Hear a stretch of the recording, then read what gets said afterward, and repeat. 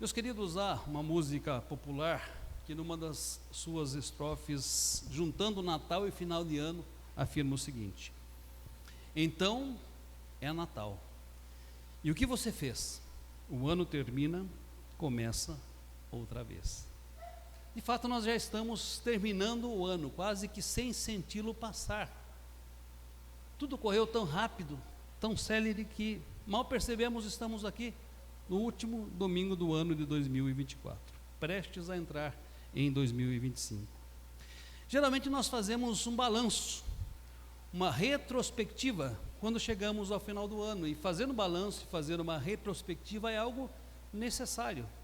Não para que nós possamos lamentar as oportunidades perdidas, para que nós possamos reviver situações que nos causaram sofrimento, mas para observar o que Deus, em sua graça, nos permitiu realizar.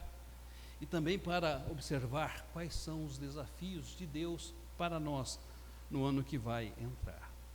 E essa parábola convida-nos a pensar sobre relatório, mas também nos convida a pensar sobre oportunidades, sobre o tempo, sobre julgamentos e retribuições.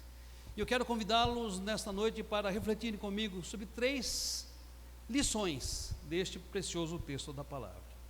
A primeira delas, esse texto fala-nos de uma graciosa oportunidade. Quem gosta de anotar, anote aí, uma graciosa oportunidade.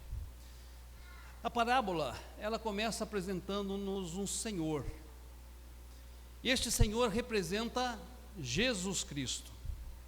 Este Senhor ausenta-se por um determinado tempo, ele chama os seus servos e lhes concede talentos. Não há consenso sobre o que estes talentos representam.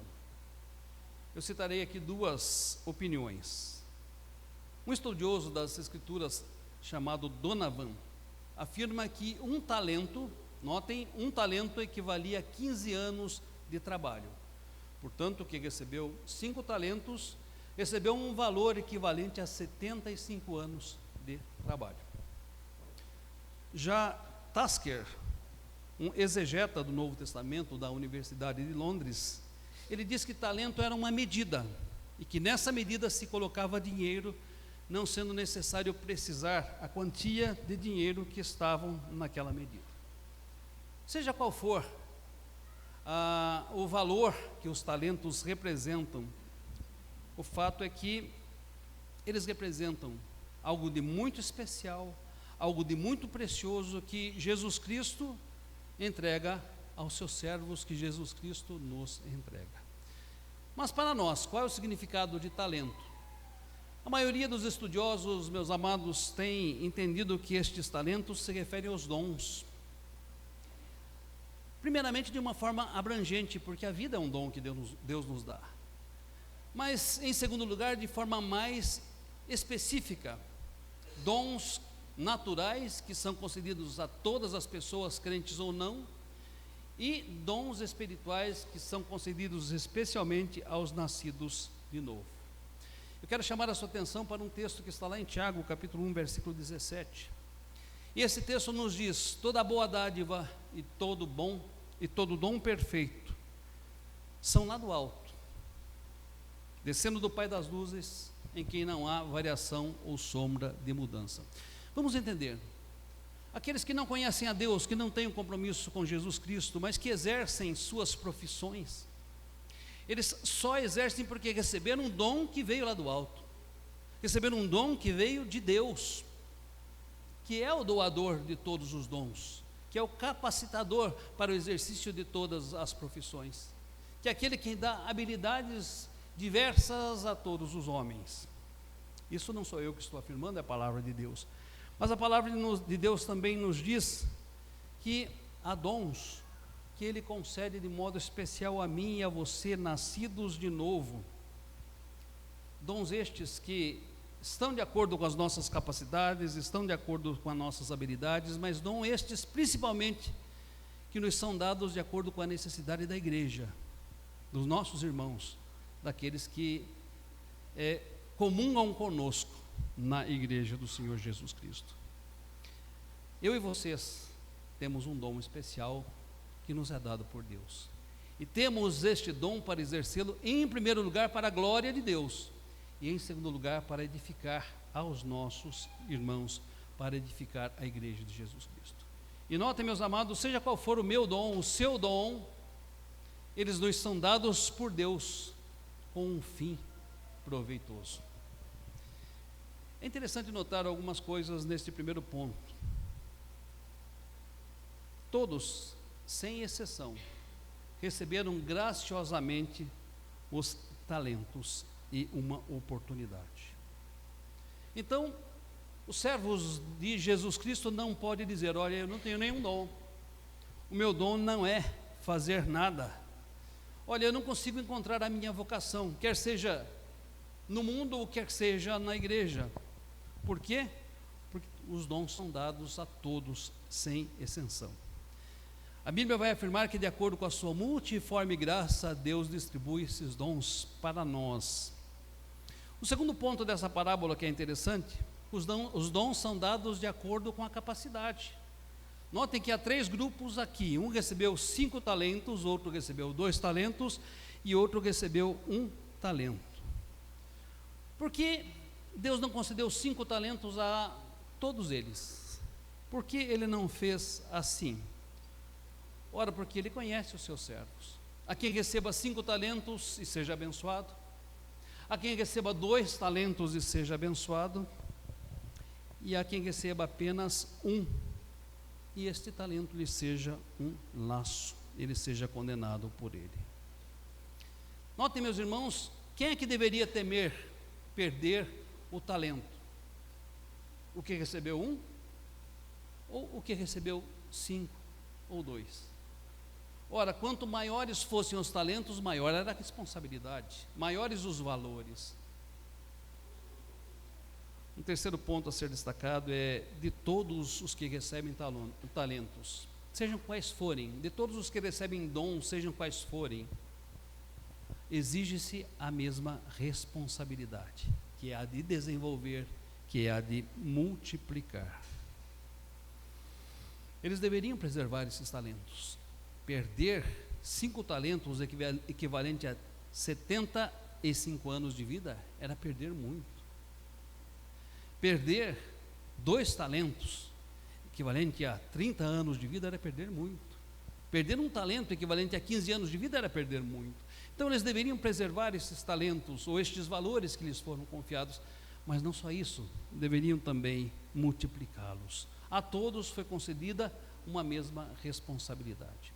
Eu não sei qual é o seu dom, o seu talento, qual é a sua habilidade, tanto aquela que você exerce na sua vida profissional, secular, ou aquela que você exerce na igreja de Jesus Cristo, no corpo de Cristo. Eu não sei qual é o seu dom, mas Deus sabe, e eu quero dizer que Ele concedeu dons a todos. Ele concedeu dons de acordo com a capacidade de cada um, e de todos nós, tanto daqueles que conhecem a Deus, quanto daqueles que não conhecem, tanto para aqueles que servem a Cristo, como para aqueles que não servem. Ele exigiu uma única coisa: responsabilidade. Meus amados, algumas perguntas são importantes neste primeiro ponto. Uma graciosa oportunidade. Como nós estamos vivendo a nossa vida? O que temos feito com este dom sobremodo especial que é a vida? O que nós temos feito com a nossa vida? Como eu tenho vivido e desfrutado desse precioso dom da vida? Com gratidão, celebrando todas as manhãs o fato de Deus ter me dado vida e ter me mantido com vida, ou murmurando e reclamando como se a vida fosse um fardo pesado e duro de ser suportado? O que eu tenho feito com as oportunidades que Deus tem me dado para o exercício dos meus dons, dos meus talentos, das minhas habilidades? O que eu tenho feito com os dons que Deus me deu? Eu tenho desenvolvido estes dons, estas habilidades? Eu tenho aproveitado as oportunidades, ou tenho achado desculpas para enterrar e não fazer nada? Como tenho usado os meus dons? Tenho servido a Deus? Tenho usado para a sua honra e para a sua glória? Reflitam neste primeiro ponto. Tudo o que recebemos, seja o dom da vida, seja o dom para exercermos nossa profissão, o dom para edificarmos o corpo de Cristo, nos é dado como uma graciosa oportunidade por Deus. É graça que repousa sobre nós. Mas uma segunda lição neste texto: nós temos um tempo específico para viver e desenvolver os nossos dons.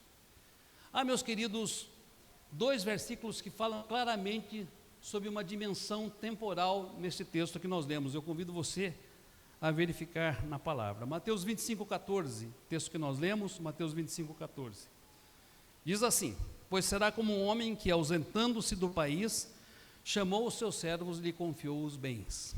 Agora versículo 19: depois de muito tempo, voltou o senhor daqueles servos e ajustou contas com eles.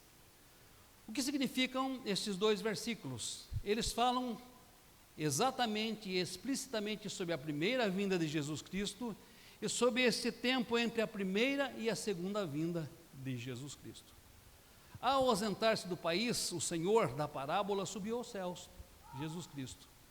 Ao voltar depois de muito tempo, voltou pela segunda vez, segunda vinda de Jesus Cristo. E há 3 coisas aqui nesses versículos que eu quero destacar. Primeira, queridos, o tempo entre a primeira vinda e a segunda vinda de Jesus é inespecífico, ou seja, ele não precisou a ninguém e nem precisará a ninguém quando de fato ele vai voltar, quando de fato ele vai retornar. É lógico que os apóstolos tinham curiosidade sobre isso, nós também temos. Tanto é que os apóstolos, pouco antes de Jesus subir aos céus, perguntaram ao Senhor: qual será o tempo que o Senhor renovará e restaurará todas as coisas? No entanto, o Senhor não lhes precisou esse tempo, e disse-lhes: não vos compete saber tempos ou épocas que Deus reservou para a sua exclusiva autoridade. Portanto, meus amados, não sabemos quando esse tempo terminará, seja para vivermos o dom da vida, seja para vivermos nossos dons e habilidades no mundo, seja para as desenvolvermos na igreja. Nós não sabemos, o tempo é inespecífico. E por que o Senhor não determinou este tempo? Notem, meus irmãos, preste atenção, porque o tempo para viver o propósito de Deus é o tempo presente. Notem, o tempo para viver o propósito de Deus é o aqui, é o agora. Além disso, o tempo, meus amados, além de ser inespecífico, é elástico.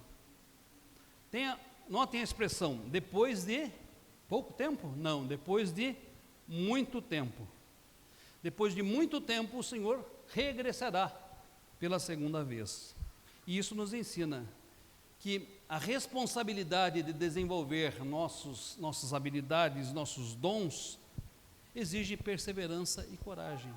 Por quê? Porque entre a primeira e a segunda vinda de Jesus Cristo, muitas coisas acontecerão, muitas coisas se darão, muitas transformações, elas serão vividas pelos seus servos. Nesse tempo elástico, as condições políticas, sociais e econômicas podem ser totalmente diferentes.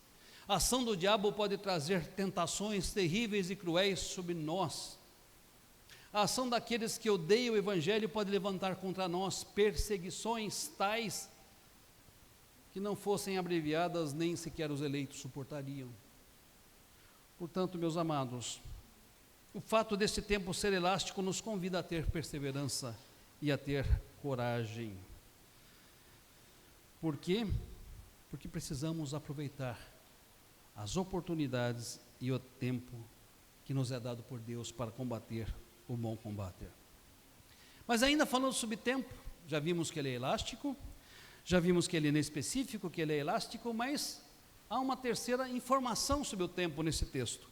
Ele vai cessar. Ele vai cessar. O versículo 19 diz: depois de muito tempo voltou o Senhor daqueles servos e ajustou contas com eles. Muitos julgam demorada a volta de Jesus Cristo, mas ela vai acontecer, ela vai ocorrer. Este tempo, o tempo das oportunidades, esse tempo, o tempo para viver este dom da vida, esse tempo, o tempo para viver nossas habilidades em nossas profissões seculares, esse tempo, o tempo para vivermos os dons para a edificação da igreja e glória de Cristo, ele vai cessar, ele vai acabar. Essa dimensão, meus queridos, precisa estar presente em nossos corações e em nossas mentes. Por quê? Porque nós não podemos viver relaxadamente essa vida, como se não houvesse o dia da vinda de Jesus. Também nós não podemos procrastinar aquilo que devemos fazer, deixando sempre para amanhã, para depois da manhã, para uma outra hora, para uma outra oportunidade. Deus nos desafiou a agir com responsabilidade em relação ao dom que nós recebemos. E essa responsabilidade, meus amados, requer resultados. E nesse segundo ponto eu gostaria de perguntar a você: como você tem utilizado o tempo? O tempo inespecífico, elástico, mas o tempo determinado que Deus tem dado a você? Com responsabilidade, com coragem, com perseverança, fazendo aquilo que o Senhor espera que você faça? Terceira lição deste texto: relatório, julgamento e retribuições. Primeira lição, uma graciosa oportunidade. Segunda lição, um tempo específico para viver esta oportunidade. Terceira lição, um dia de relatório, um dia de julgamento e de retribuições. O Senhor virá. A sua vinda, meus amados, é certa, e eu ouso dizer que ela se aproxima. Nós já podemos ouvir os seus passos. Meus amados, o mesmo Senhor que concede a graciosa oportunidade, o mesmo Senhor que concede-nos o tempo, Ele exigirá um relatório. Diz o versículo 19, Ele ajustará contas com os seus servos. E o que eu e vocês diremos quando desse ajuste de contas? Antes de pensarmos nas respostas, eu fico imaginando como eram servos que viviam numa mesma propriedade. Talvez esses servos tenham conversado entre si. E o que eu vou dizer agora é mera imaginação. Mas talvez, nesta conversa, aquele servo que recebeu um talento, olhando para o que recebera 5 e o que recebera 2, dissesse: o que vocês vão fazer?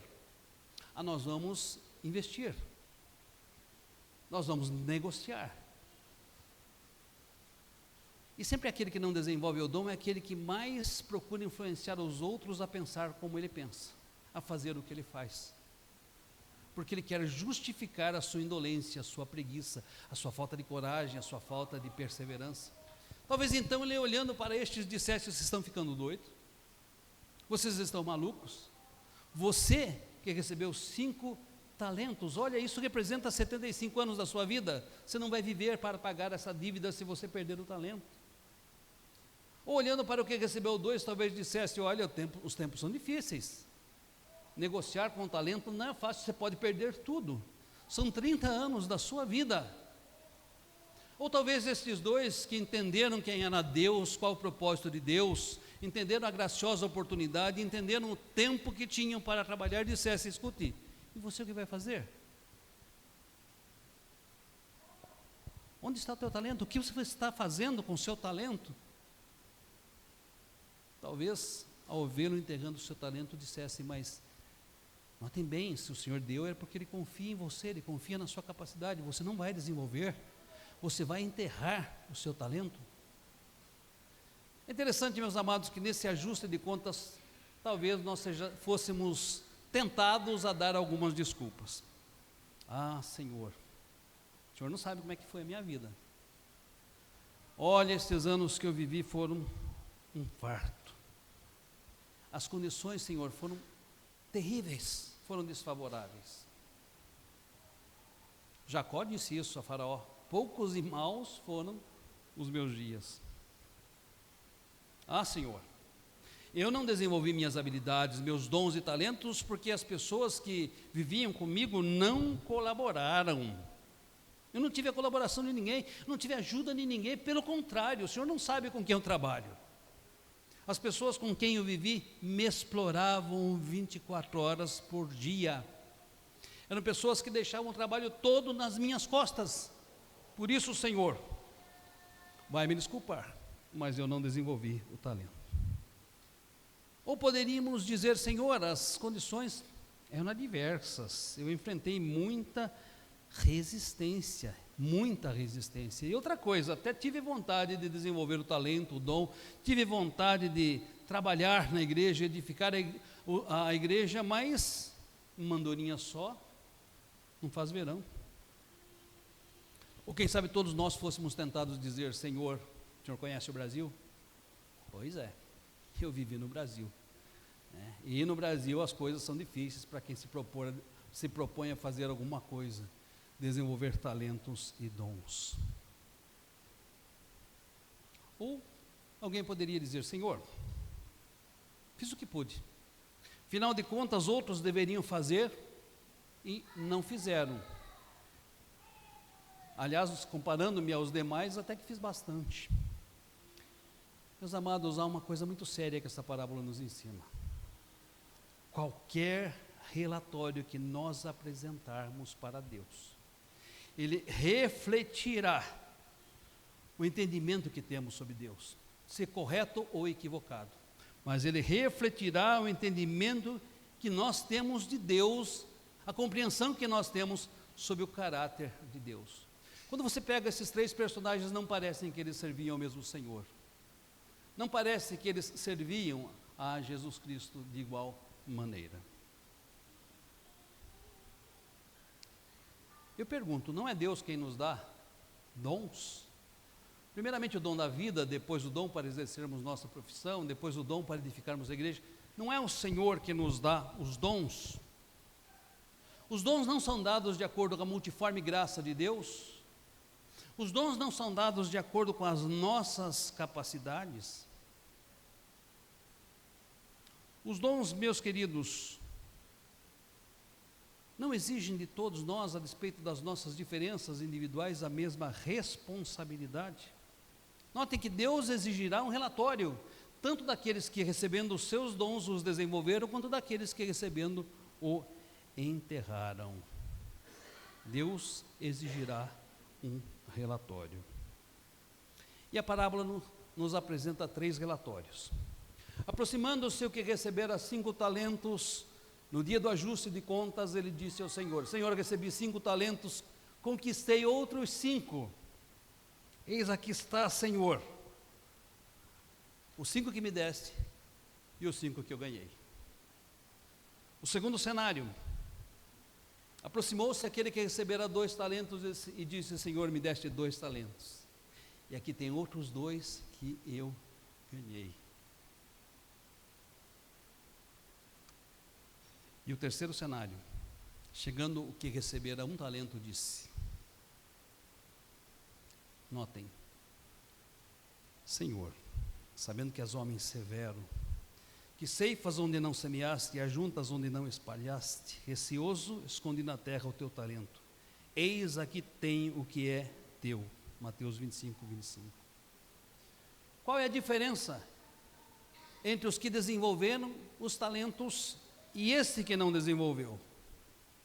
Os 2 primeiros conheciam o Senhor, entendiam que eles havia dado uma oportunidade graciosa, entenderam que ele havia dado um tempo que eles deveriam utilizar com muita responsabilidade, com muita perseverança, com muita coragem. Entenderam que isto procedia do Senhor, e se ele confiou o talento é porque ele via neles capacidade para desenvolvê-lo. Mas este que enterrou o seu talento, este, meus amados, parecia não conhecer ao Senhor. És homem severo, ceifas onde não semeaste, ajuntas onde não espalhaste. Os outros pensavam da mesma forma? Não pensavam, mas eles tinham o mesmo Senhor. Ele não conhecia o doador da vida, ele não conhecia o doador dos dons, ele não conhecia o doador dos talentos, e por isso, cheio de medo e atormentado pelos seus monstros, mentais, ele enterrou o talento. Deveria ao menos ter colocado no banco, onde receberia, onde daria o seu senhor o seu talento com juros. Estou concluindo, amados. O que você faria se soubesse que tem apenas 30 dias de vida? O que você faria? Johnny viveu na década de 1950 e ele sofria de uma doença terrível que provocava inflamações nas extremidades dos dedos das mãos, dos dedos dos pés. Naquela época a medicina não era tão desenvolvida quanto hoje, não existiam remédios tão potentes quanto os de hoje. E essa doença levou os médicos a fazerem em seus membros inferiores amputações progressivas à medida que a enfermidade se espalhava. A doença evoluiu terrivelmente. E um dia o médico lhe disse: você tem apenas 30 dias de vida e deverá ficar internado aqui no hospital. Seus pais, ao ouvirem esse diagnóstico, se desesperaram, chorando profundamente. Mas este jovem elevou as mãos dos céus e fez uma oração agradecendo a Deus por ter mais 30 dias de vida. E então o médico friamente lhe perguntou: mas o que você acha que você pode fazer em 30 dias de vida? E nesses 30 dias que este jovem esteve no hospital, ele descia ao local onde as pessoas estavam doando sangue e dizia: você está fazendo um gesto extremamente nobre. Há famílias que estão sendo abençoadas por este gesto. Há pessoas que vão receber este sangue, há pessoas que vão viver com qualidade de vida através desse ato de generosidade da sua doação. E ele fazia isso com todas as pessoas que iam doar sangue naquele hospital. E então essas pessoas doadoras começaram a contar a outros amigos, e outros amigos vieram àquele hospital, e o número de doadores aumentou profundamente, profusamente, abundantemente. Um dia, as enfermeiras o vendaram e o trouxeram de cadeira de rodas até o auditório do hospital. Quando tiraram a venda, o auditório estava totalmente tomado de pessoas que cantaram o parabéns a você porque era o dia do seu aniversário. Em meio a essa sua missão tão urgente, ele não se lembrou que era o dia do seu aniversário e foi surpreendido com aquele auditório lotado de pessoas que estavam parabenizando-o por mais um ano de vida. Ali estavam pessoas que tinham recebido sangue, ali estavam pessoas que eram doadoras, e pasmem, irmãos, ele conhecia cada um nome por nome. E no seu discurso ele agradeceu a cada um a este gesto tão nobre de doar sangue para abençoar vidas. Depois de 30 dias, 20.000 pessoas passaram pelo hospital para prestar as últimas homenagens ao Johnny, que havia falecido. Enquanto essas pessoas estavam no auditório, prestando as últimas homenagens, alguém se levantou e disse: o trabalho desse jovem não pode parar. O outro do outro lado disse: não podemos deixar que esse trabalho maravilhoso morra. Ainda outro disse: eu quero me engajar neste trabalho. E outras pessoas foram se levantando naquele auditório, e este grupo que se levantou neste auditório, ele fundou o que hoje conhecemos como o Banco de Sangue. O que você faria se soubesse que tem apenas 30 dias de vida? O que você fará com o tempo que Deus tem dado a você? Que Deus nos dê a resposta certa. Em nome de Jesus, amém.